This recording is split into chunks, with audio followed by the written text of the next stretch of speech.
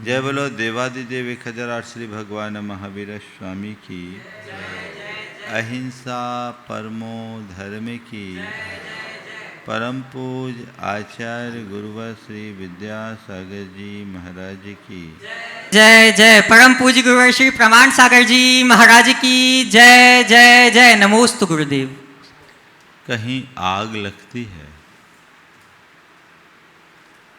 तो वह सब कुछ स्वाहा कर देती। आग जहाँ लगती है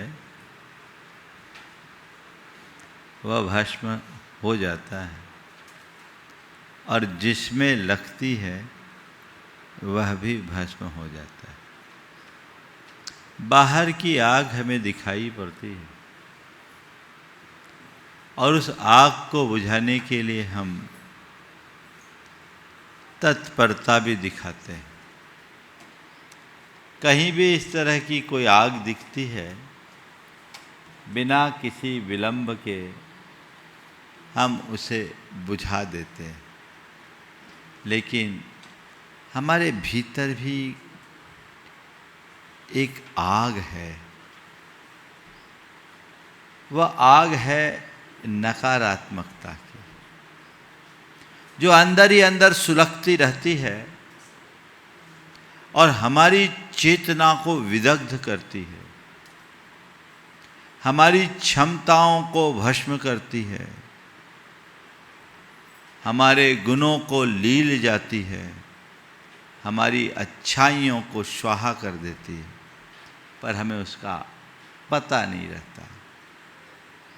उसकी आँच का एहसास तो होता है,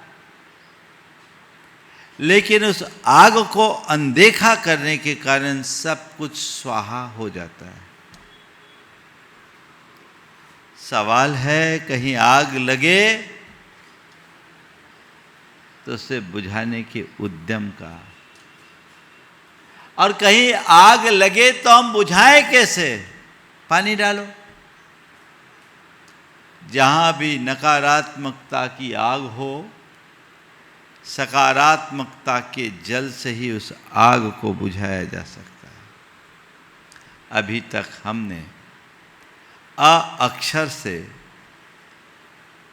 उन तमाम नकारात्मक शब्दों पर विचार किया जो हमारे भावनात्मक दुर्बलताओं को प्रकट करते हैं, और भावना योग के माध्यम से हमने उस नकारात्मकता का हल खोजा। आज से क्रम आ का है। आ अक्षर से हम कुछ नकारात्मक शब्दों को चुनेंगे और वो देखेंगे कि ये इन शब्दों के भीतर कैसी आग है और उन्हें कैसे बुझाया जा सके।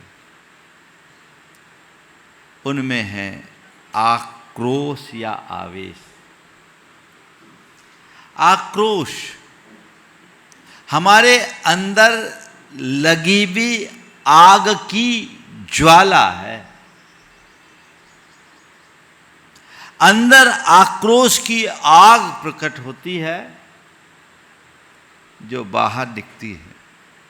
हमारे अंदर के क्रोध, हमारे अंदर के असंतोष और हमारे भीतर की असहजता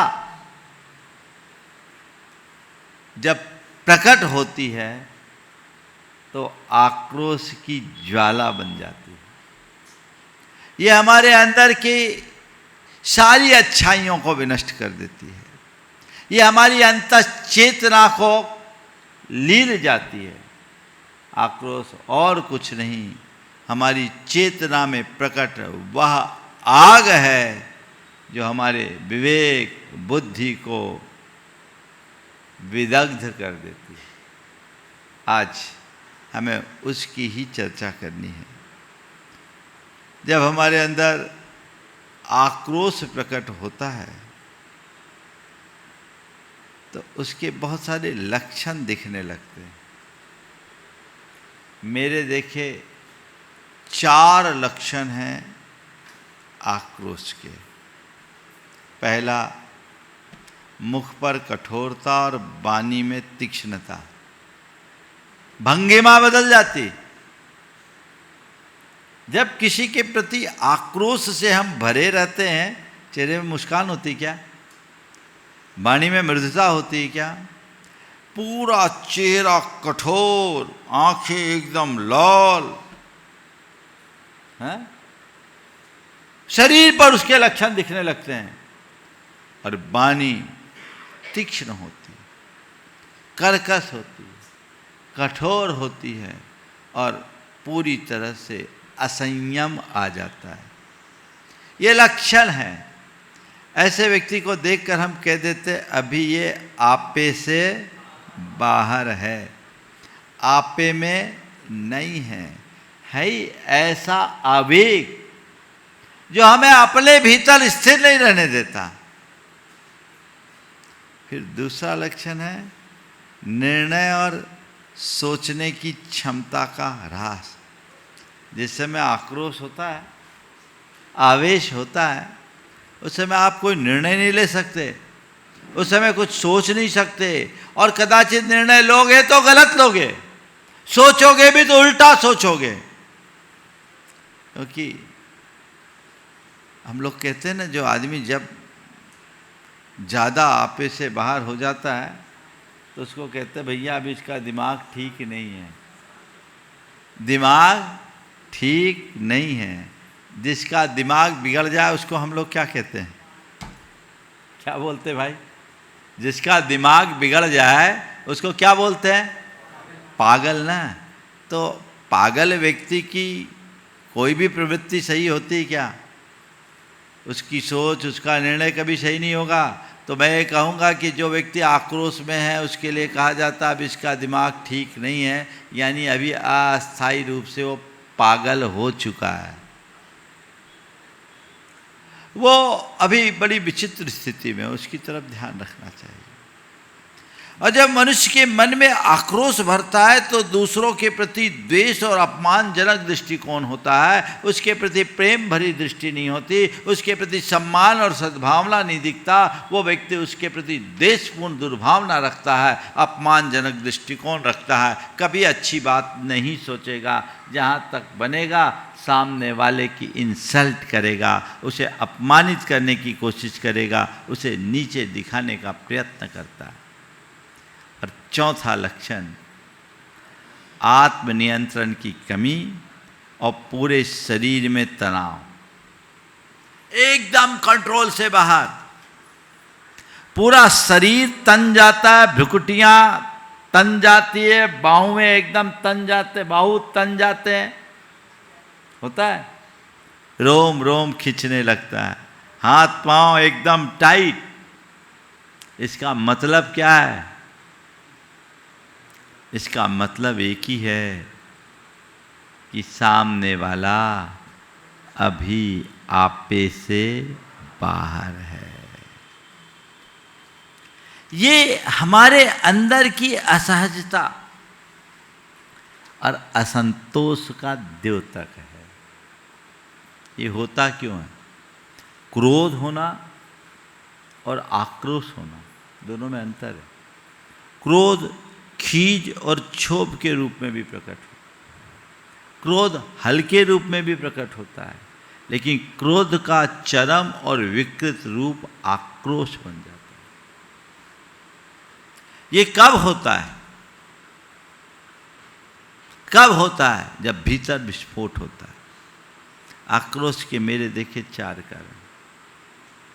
मन में संचित क्रोध और द्वेष, जो अतीत के अनुभव हों, पुरानी स्मृतियाँ हैं, बैठी है, पूर्वाग्रह बैठा है, कोई बात किसी के प्रति हमने धार रखी है, गुस्सा तो अंदर पहले से था ही, सामने वाले के प्रति नकारात्मकता थी ही, बारूद भरा था, निमित्त आया, अगरबत्ती लग गई, विस्फोट होता है।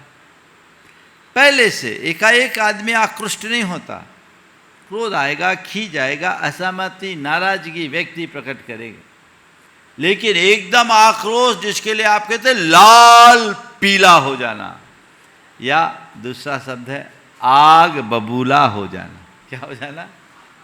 आग बबूला, भड़क जाना, तमा जाना।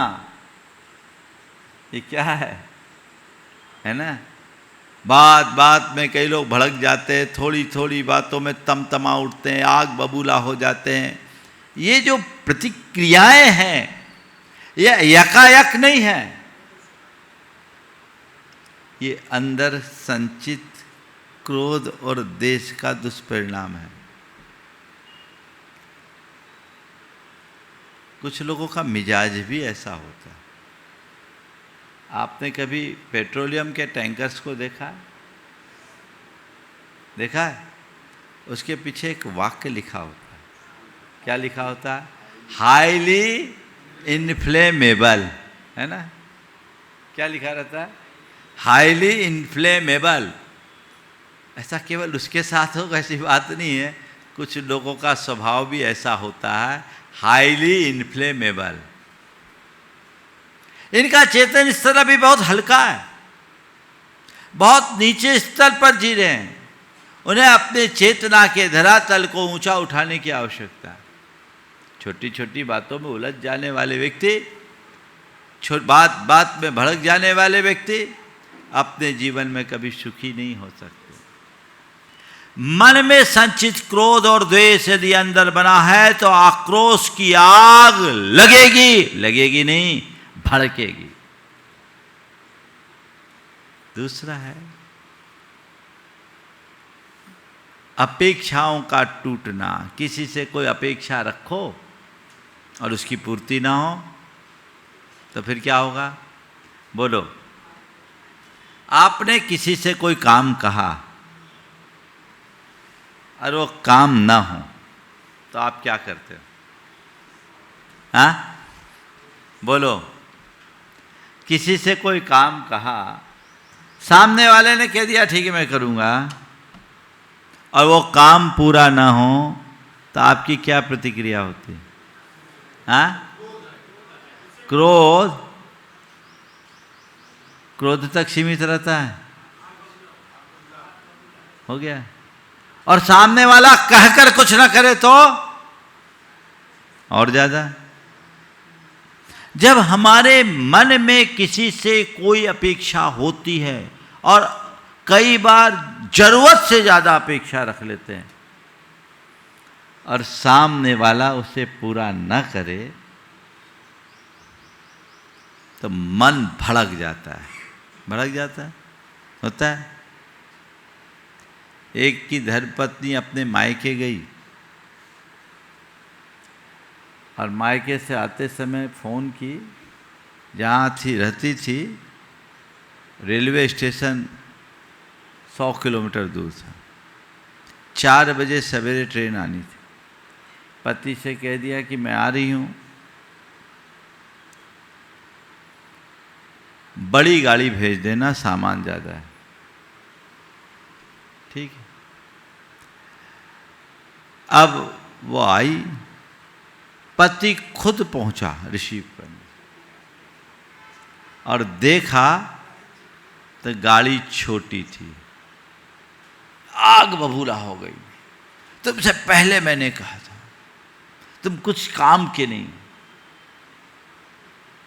इतना सारा सामान है, देखो कितना दिया है मेरे साथ मेरे भैया ने। गर्मी थोड़ी उसकी भी थी, संयोग से मौसम भी गर्म था, दिमाग उससे ज़्यादा गर्म हो गया, भभक गई। क्या लेकर आए?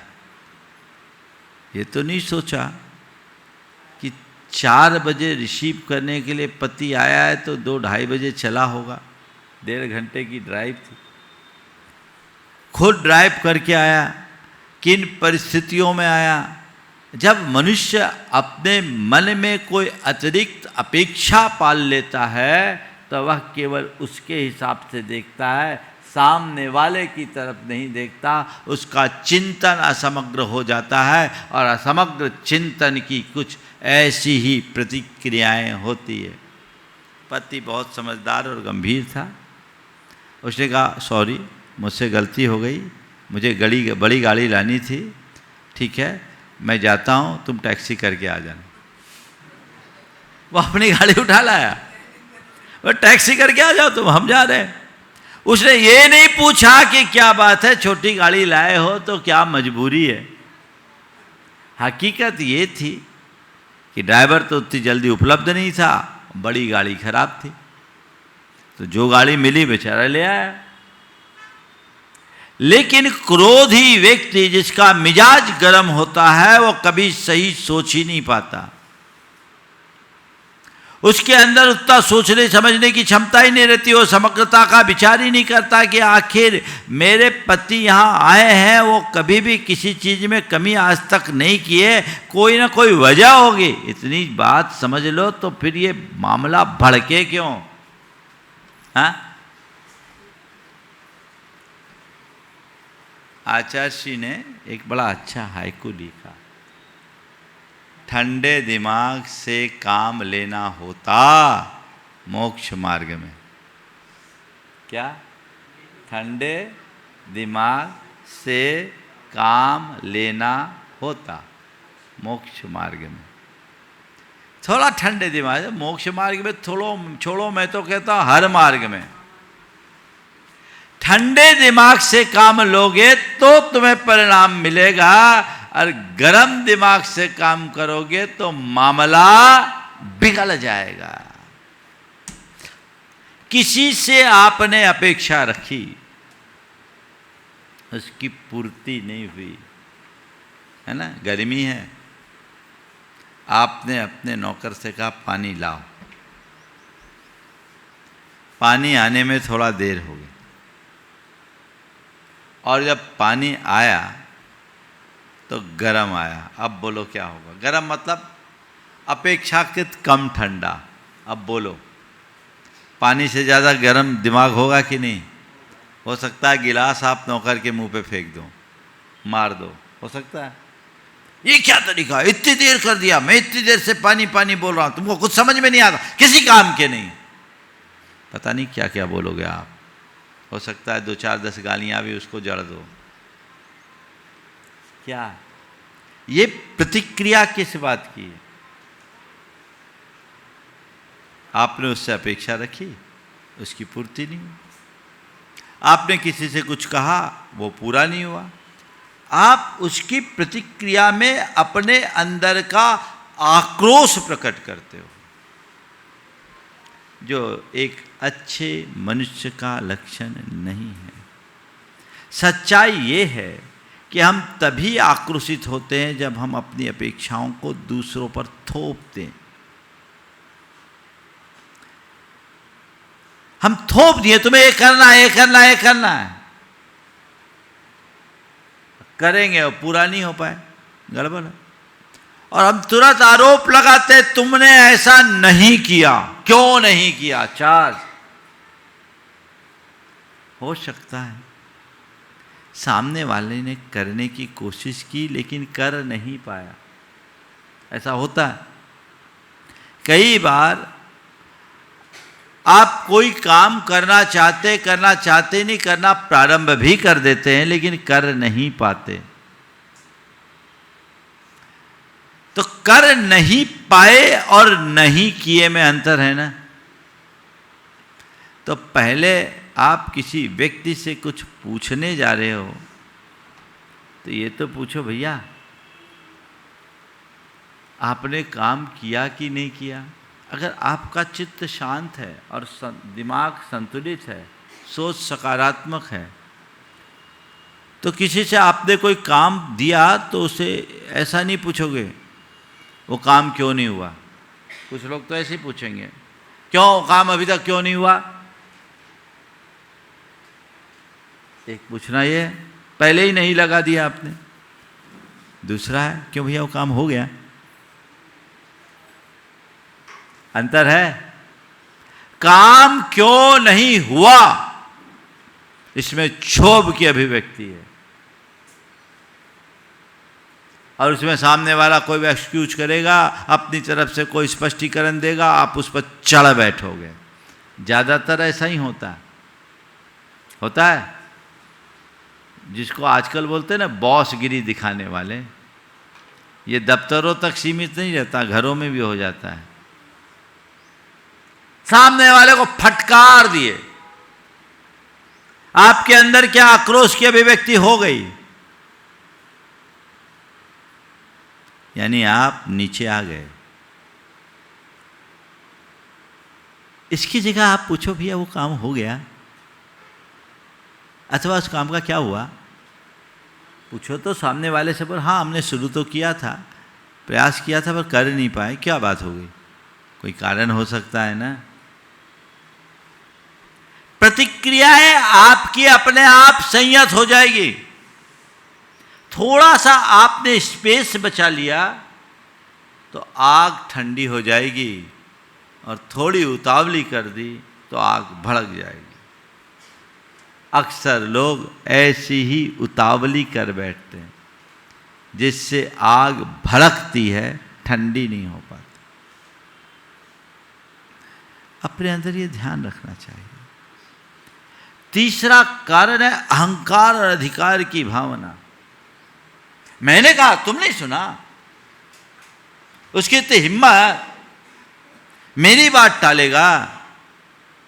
ये क्या है, ये क्या है, अहंकार। मेरा उस पर अधिकार है। ये जो अहंकार, ये अधिकार अंदर से आक्रोश को उत्पन्न करता, अंदर का जो ईगो है वो भड़काता है। मैं सासू हूं, बहू को मेरी बात माननी चाहिए, ये हमने अधिकार बना लिया। और अपने अंदर अहंकार कि सासू हूं तो बहू को सुनना ही चाहिए। हालांकि बहू का एक कर्तव्य है कि अपनी सासू को बहुमान दे, उनकी बात सुने, उनकी बात न काटे। लेकिन सासू के मन में मैंने कहा उसको मेरी बात माननी चाहिए, और न माने तो फिर क्या होगा, ज्वालामुखी फूटेगा। ये कौन करा रहा, अहंकार। यदि उसके अंदर अहंकार ना हो तो कहेगा ठीक, वो खुद कहेगी ठीक है बहू है, होता है, थोड़े दिन में सीख जाएगी।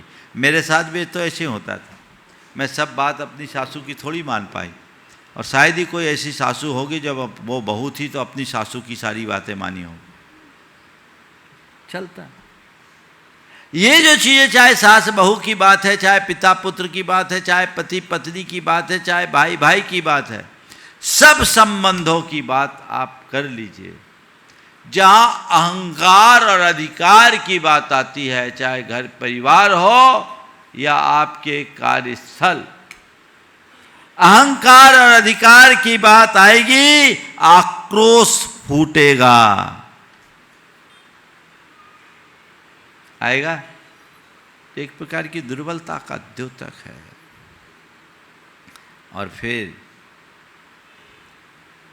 सबसे महत्वपूर्ण बात है, आक्रोश के पीछे का कारण है दूसरों के वचनों और कार्यों को अपने मानदंडों से आंकना। दूसरे ने क्या बोला उसकी व्याख्या अपने हिसाब से करना, उसने क्या किया उसका आकलन अपने हिसाब से करना। तो जब हम खुद से दूसरों को नंबर देंगे तो मामला तो ऐसे ही गड़बड़ाएगा। तो दूसरों के कार्यों और वचनों को जब हम अपने मानदंडों से नापना शुरू करते हैं, तब हमारे अंदर का आक्रोश बुरी तरह फूटने लगता है। चीजों को तटस्थ भाव से समझें, व्यापकता से विचार करें, और यदि ऐसी भावना और दृष्टि हमारे अंदर मन में जाग जाए तो फिर कभी आक्रोश बचेगा नहीं। अब सवाल है, अंदर के ऐसे आक्रोश को हम दूर कैसे करें, है ना। 4 उपाय। सहज स्वीकृति का भाव। क्या है? सहज स्वीकृति का भाव, स्वीकार भाव। हर स्थिति को जैसा वैसा स्वीकार लें, चलो ठीक है हो गया, लेट गो। कर सकते आप, किसी से आपने कुछ कहा नहीं हुआ, ठीक है चलो दोबारा ट्राई कर लेना, ऐसा होता है, कर सकते हैं। कुछ लोग हैं जिनके अंदर ऐसी सहजता होती है, उनके अंदर क्या क्षोभ शांत हो जाता है, उनके अंदर आक्रोश आता ही नहीं। ये बात अपने मन मस्तिष्क में अच्छे तरीके से अंकित कर लीजिए कि जो मैं चाहूंगा वैसा ही सब कुछ होगा, ऐसा संभव नहीं है। आपने अगर इस तरह की नकारात्मक प्रतिक्रियाएं दी तो आपके अंदर की शांति भी खंडित होगी और संबंध भी खराब होंगे। गुरु के पास एक व्यक्ति गया, बोला मेरे मन में बड़ा छल, पल पल में मेरा मन आक्रोशित हो जाता, मैं क्या करूं, कैसे बचूं? गुरु ने एक प्याली जल मंगवाया, बोला इसको पियो। वो पानी पिया था, उसके बाद कहा इस प्याली को तोड़ दो। उसने वैसा ही किया, प्याली तोड़ दिया। प्याली को तोड़ने के बाद कहा इसे जोड़ो। प्याली को तोड़ने के बाद बोला इसे जोड़ो। बोला गुरुदेव ये जोड़ना कैसे संभव, प्याली तो टूट गई। गुरु ने पूछा ये बताओ प्याली को तोड़ने में कितना समय लगा? बोला क्षण भर। बोला क्षण भर में तुम प्याली तोड़ दिए, पर जीवन भर में प्याली को जोड़ नहीं सकते। ध्यान रखना, आक्रोश हमारे संबंधों की प्याली को क्षण भर में तोड़ देता है, जोड़ना बहुत कठिन होता है। एक क्षण का आक्रोश हमारे सारे संबंधों को खंड खंड कर देता है। इसलिए अपने आक्रोश पर नियंत्रण रखने के लिए एक बात को अपने मन में जगा लीजिए, वह है स्वीकृति का भाव, स्वीकार भाव, एक्सेप्टेंस। जो है ठीक है, स्वीकार करो। कई जगह आप लोगों को करना पड़ता है। बोलो, जब आप अपनी दुकान में रहते हैं, ग्राहक कुछ उल जलूल बोलता है, आपकी अपेक्षा के विरुद्ध काम करता है, आपको इस तरह का आक्रोश आता है क्या? ग्राहक के ऊपर कभी भड़कते हो? बोलो, भड़कते हो? क्यों नहीं भड़कते? महाराज ग्राहक है, इस पे क्या भड़के? भड़कते क्या? नहीं भड़कते। उसको इग्नोर किया, आपने उसे सहज भाव से स्वीकार किया, क्योंकि आप ग्राहक के प्रति सकारात्मक हैं। आपके मन में ये बात बैठी है कि ग्राहक के साथ यदि ऐसा कार्य करेंगे तो परिणाम अच्छा नहीं होगा। मैं आपसे कहता हूँ यही बात अपने अंदर बिठा दीजिए कि किसी के साथ यदि हम नकारात्मक प्रतिक्रिया देंगे परिणाम अच्छा नहीं होगा, इसलिए मुझे शांत रहना है। सहज रूप से स्वीकार करो, कुछ भी नहीं होगा। सामने वाला आपको भड़काने की भी कोशिश करेगा तो आपका मन शांत बना रहेगा। यही दृष्टिकोण अपने मन में आना चाहिए। यदि वह आ गया तो समझ लेना सब कुछ पा लिए, फिर कुछ बचा नहीं। स्वीकार करें। दूसरी बात, कुछ देर मौन रहे।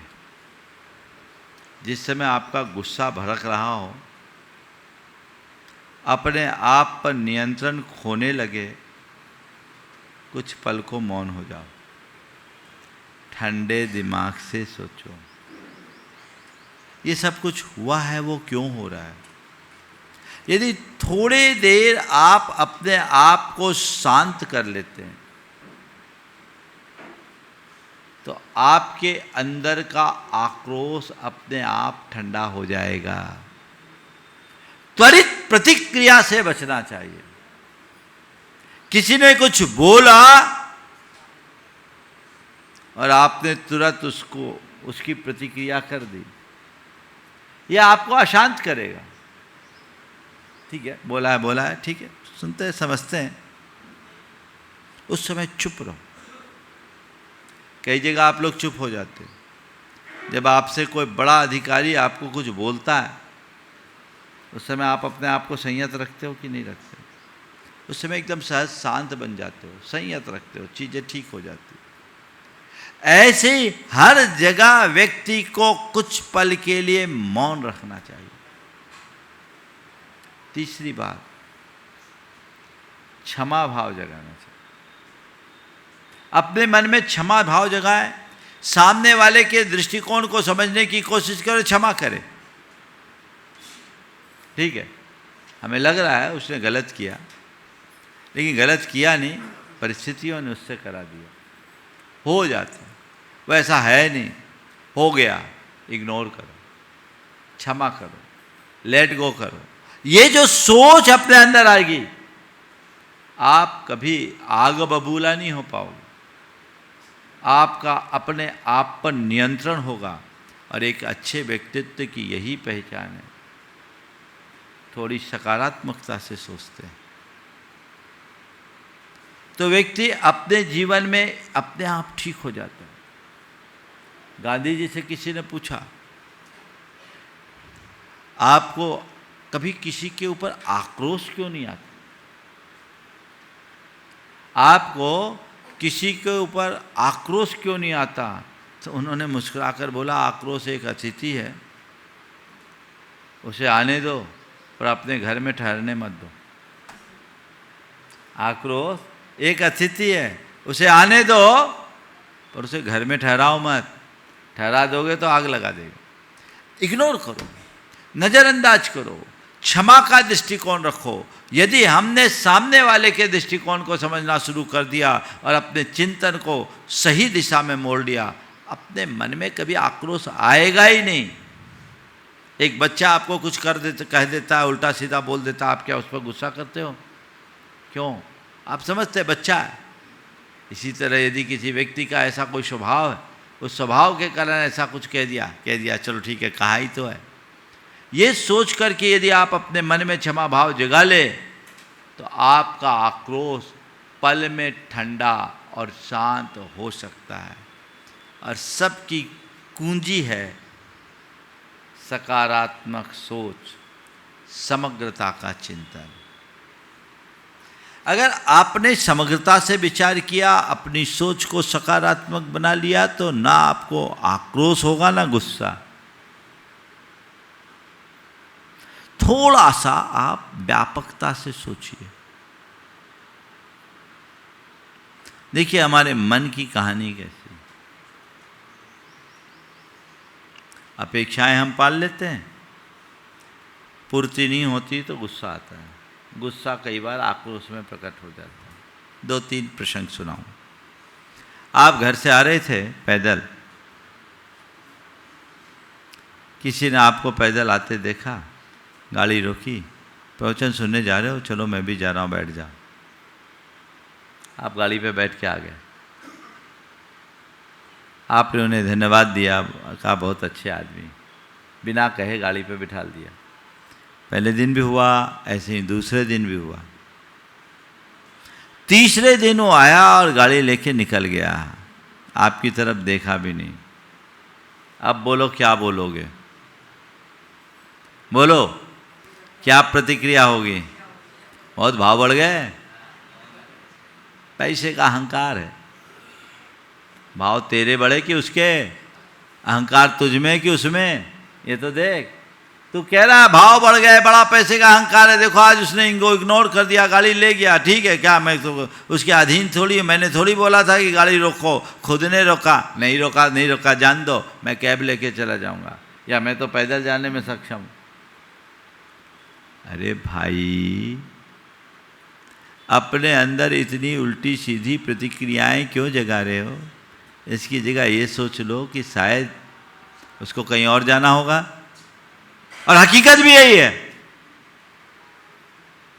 उसे कहीं और जाना है, लेकिन तुमने अपनी नकारात्मक सोच के कारण पूरी दिशा बिगाड़ ली।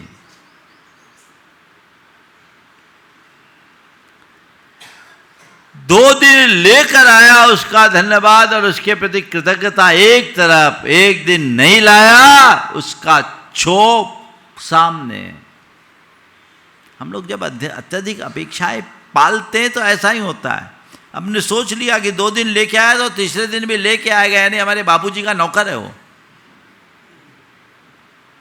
उसकी ड्यूटी हो गई। ये जो चीजें हमारे मन में जगती है, हमारी बहुत बड़ी कमजोरी है जो हमें भीतर से तोड़ती है। सोच यदि सकारात्मक हो जाए, ऐसा कभी नहीं होगा। सामने वाले ने अगर कोई गलती की भी है तो थोड़ी उसकी जगह खड़े होकर के तो देखो, वो गलती मुझे दिख रही है, अपनी तय तो उसने अच्छा करने का प्रयास किया, गलत हो गया, हो गया। गुस्सा नहीं आएगा, मन ठंडा हो जाएगा, सोच बदलिए, सकारात्मकता से देखिए। एक आदमी का कोई पैसा दबा लिया, 80 लाख रुपए थे, छोटी मोटी रकम नहीं। कितने? 80 लाख रुपए। 80 लाख रुपया सामने वाला दबा लिया। लोगों ने कहा भैया ये आदमी है, तुम्हारा पैसा दबा लिया, इसको तुम किसी भी तरीके से अपने प्रभाव का इस्तेमाल करके दबाओ, इसको निकालो। तो देखो भाई, ये आदमी को मैं जानता हूँ, जरूर इसके साथ कोई ऐसी परिस्थिति होगी जिसके कारण ये दबा है, लेकिन मैं यदि इसके साथ कोई नकारात्मक व्यवहार करूँगा तो 1 रुपया भी नहीं आएगा। इससे तो प्यार से ही बात करके धीरे धीरे करके करना है, पैसा आ जाएगा। 80 लाख रुपया जिससे बकाया, पहली बार 2 लाख दिया। बेटे ने कहा 80 लेना है, 2 दिया। बाप ने कहा बेटा कम से कम 2 तो दिया। अब ये मानेंगे कि हमें 78 ही लेना है। 2 तो दिया, जो आए सो भला। ऐसा काम रुपयों के लेन देन में तो आप लोग कर लेते हो, बाकी कामों में? रोज पत्नी अच्छा भोजन कराती है, शायद ही कभी धन्यवाद दिया हो। धन्यवाद क्यों देंगे जी, ये तो उसकी ड्यूटी है। पत्नी रोज अच्छा भोजन कराती है, अपने रुचि के अनुकूल भोजन कराती है, उसके लिए धन्यवाद कभी नहीं। लेकिन एक दिन किसी सब्जी में नमक कम पड़ जाए तो शिकायत तुरंत। शिकायत क्या, प्रतिक्रिया, और प्रतिक्रिया भी आक्रोश से भरी प्रतिक्रिया। एक तुमसे कुछ बनता ही नहीं। ये क्या है? ये नकारात्मकता। इसकी जगह ये सोचा जा सकता है कि चलो रोज अच्छा कराती है, एक दिन थोड़ा गड़बड़ हो गया, चलता है, बोलने की क्या बात, शिकायत क्यों? यदि अंदर सकारात्मकता आ जाए तो सारी शिकायतें खत्म हो जाती। हर बात को ऐसे सोचो। देखिए नकारात्मक प्रतिक्रियाएं कैसे परेशान करती। गर्मी का समय, एक आदमी चलते चलते थक गया, विश्राम करने के कारण प्रचंड धूप थी, एक पेड़ के नीचे बैठ गया, छाया में बैठा। पीछे से दरवाज़ा खुला, थोड़ी देर बाद एक आदमी निकला। गर्मी बहुत ज़्यादा है, ऐसा लगता है आपको प्यास लगी, पानी ले आऊँ क्या? कृपा होगी। पानी लाऊं क्या? कृपा होगी। आदमी पानी लेने गया, 10 मिनट हो गए नहीं आया। अब बोलो क्या होगा? क्या प्रतिक्रियाएं होगी? हाँ, क्या प्रतिक्रियाएं होगी? गजब का आदमी है, मैंने थोड़ी बुलाया था उसको। इस तरह की सज्जनता दिखाने की जरूरत क्या थी? पानी का बोल गया, 10 मिनट हो गया, आया ही नहीं। न जाने कितनी गालियां निकालोगे। बोलो, कुछ ऐसी ही प्रतिक्रिया होगी। 11वें मिनट में वो आदमी आया ट्रे लेकर और बोला भाई साहब माफ़ करिएगा, विलम्ब हो गया। सोचा गर्मी तेज़ है, अकेले पानी से काम नहीं चलेगा, शरबत बना के ले आऊँ, तो मैं शरबत लेकर आया हूँ आपके लिए, कृपया आप ले लीजिए, ये आपके लिए ज़्यादा अच्छा। अब बोलो, अब क्या बोलोगे? आदमी है कि देवता? हो गया चेंज। आदमी है कि देवता? पानी की कह के शरबत ला रहा है ना? ठंडा हो गया मन। तो मैं आपको इतना ही सूत्र दे रहा हूं, कभी कोई कुछ कहे और विलम्ब हो जाए तो यही समझना पानी के कहा है, शरबत ला रहा है। शरबत आने को है, इतना ही तो सोचना है। इतनी सी बात यदि मन मस्तिष्क में अंकित हो जाए, जीवन का काया पलट हो सकता है। तो अपनी सोच को सकारात्मक बनाने की कोशिश करें, चारों बातों को आत्मसात करें, स्वीकार भाव को जगाएं, मौन रहने का अभ्यास करें, क्षमा भाव धारण करें और सकारात्मकता का विकास करें। और ये सब चीज़ें सहज रूप से घटित होगी यदि हम नियमित भावना योग करें। आज 5 मिनट का एक छोटा सा भावना योग, केवल और केवल अपने अंदर के क्षोभ और आक्रोश को शांत करने के लिए। सहज भाव से बैठें। हे प्रभु, हे प्रभु, आपके चरणों में कोटि कोटि बंदन, कोटि कोटि आभार। हे प्रभु, हे प्रभु, मेरे मन मेरे मन में शांति भर दो, शांति भर दो। हे प्रभु, हे प्रभु, मेरे मन में मेरे मन में शांति भर दो, शांति भर दो। हे प्रभु, मेरे हृदय में समता आए, मेरे हृदय में समता आए। हे प्रभु, मेरे चित्त में क्षमा जगा दो, मेरे चित्त में क्षमा जगा दो। मेरी आत्मा प्रेम से भर जाए। हे प्रभु, मेरे मन में शांति, समता, क्षमा और प्रेम का संचार कर दो। मुझ में सहजता हो, मुझ में सहजता हो, मुझ में शांति हो, मुझ में शांति हो। मैं क्षमा धारण कर सकूं, मैं क्षमा धारण कर सकूं। मेरा हृदय प्रेम से भरा हो, मेरा हृदय प्रेम से भरा हो। प्रेम से भरा हो। हे प्रभु, हे प्रभु, बीते दिन में बीते दिन में मैंने जब जब भी आक्रोश भरा, जब जब भी आक्रोश भरा, अपने मन में क्षोभ किया, अपने मन में क्षोभ किया, उसका मुझे घोर पश्चाताप है। उसका मुझे घोर पश्चाताप, मैं उसकी निंदा करता हूँ मैं उसकी निंदा करता और पश्चाताप करता हूँ। हे प्रभु, हे प्रभु, मेरा हृदय मेरा हृदय क्षमा से भर जाए, क्षमा से भर जाए, मेरा मन मेरा मन शांत रहे, मेरी आत्मा प्रेम पूर्ण रहे। मैं अपनी सभी प्रकार की